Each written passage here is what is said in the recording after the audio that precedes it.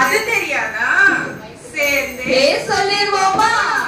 யுசனைக்காக வந்திருக்கோ, யுசனைக்காக வந்திருக்கோ, யுசனைக்காக வந்திருக்கோ, யுசனைக்காக வந்திருக்கோ.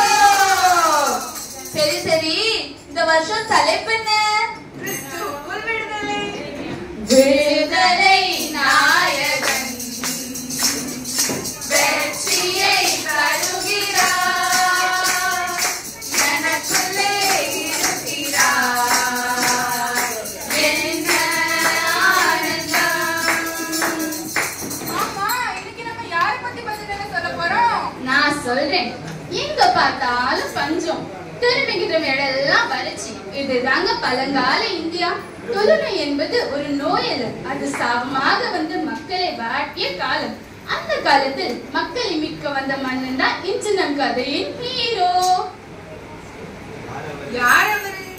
அவர்தான் ஆஸ்திரேலியா மண்ணில் பிறந்து இந்திய மண்ணில் தன் உயிரை இந்த கிரஹாம் ஸ்டெயின்ஸ். ஓ, டெலிபோனை கண்டுபிடிச்சாரு அந்த கிராம்பேலா? ஐயோ கொடுமை கொடுமை.